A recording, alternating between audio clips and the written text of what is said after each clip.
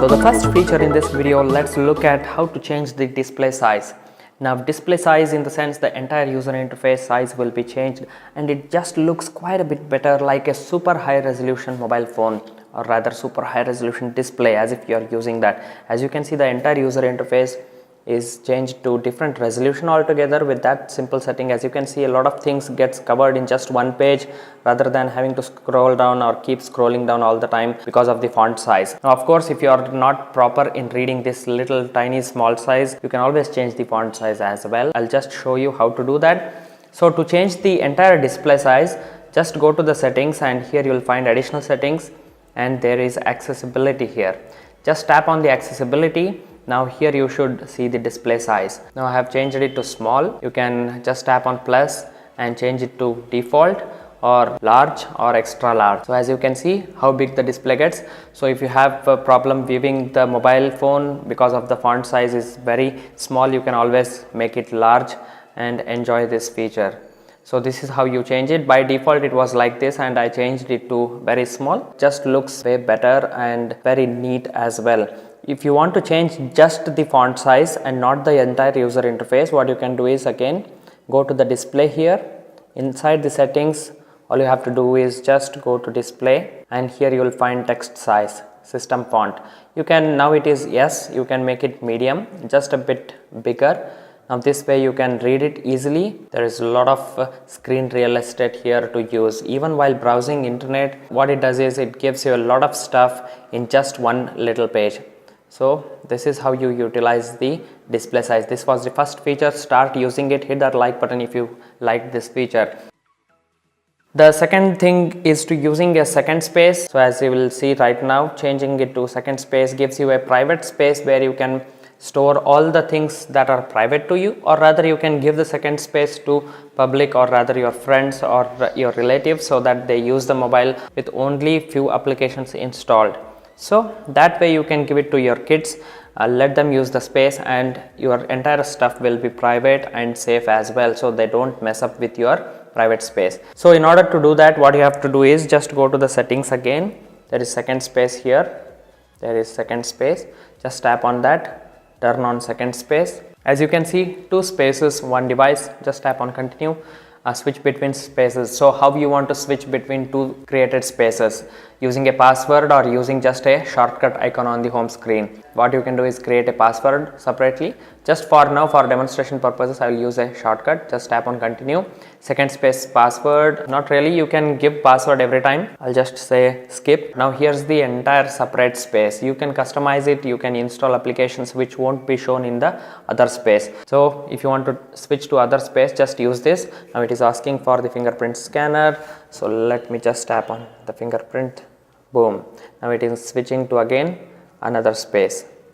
So everything is retained back just as it was originally. So you don't have to keep changing the applications or other things often and often. Just tap on the switch to go back to that space, as you can see. And if you want to, if someone wants to switch back to original space, all they have to do is either enter password or use their fingerprint scanner. So that way it's very safe and secure as well. This is how you create a second space on Redmi Note 7. The next setting is enabling one-handed mode. One-handed mode in the sense, now since this is a large device, as you can see, holding this mobile, even though I have large hands, it's quite cumbersome to actually reach to all the spaces here easily in just using with the one hand. So what you can do is create a one-hand mode, which is again inside the settings. So let's move on to setting, and inside the settings, go to the additional settings, and here you will find one-handed mode. Just tap on it, and how you like to set up 3.5 inches, 4 inches, 4.5 inches. Unfortunately, you cannot actually customize the size other than this ready-made.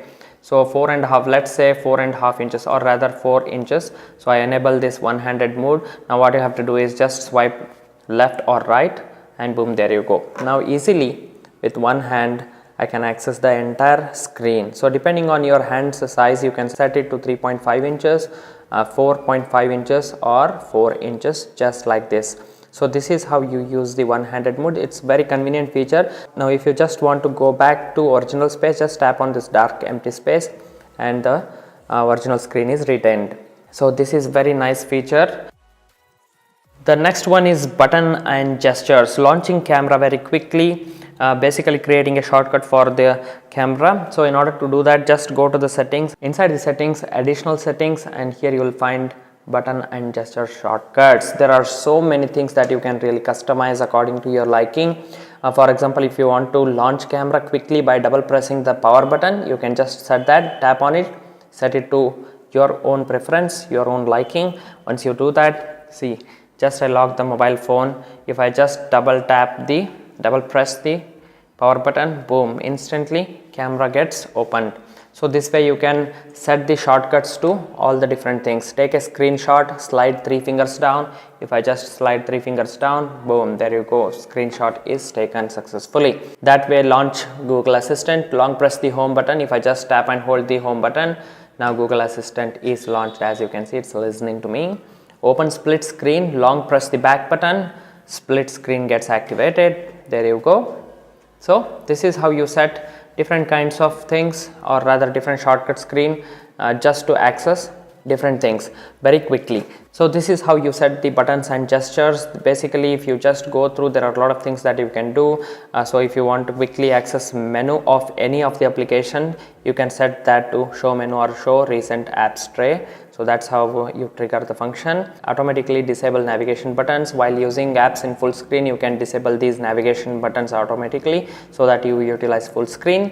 So that way you can customize any of this. For example, turn off screen, long press the home button to turn off the screen. You can lock the screen, close current application. You can set the shortcut there as well. So guys, this was it in this video. Because again it gets lengthy, make sure to watch full video. Hit that like button if you enjoyed this video. In the next video, I'll be covering more settings, more features inside the Redmi Note 7, and as the updates pop up, I'll be covering those as well. Also, there will be a detailed in-depth review of the camera. So make sure you are subscribed to my channel. Hit that subscribe button, like this video, share with your friends. See you all in another one. Till then, take care. Bye bye.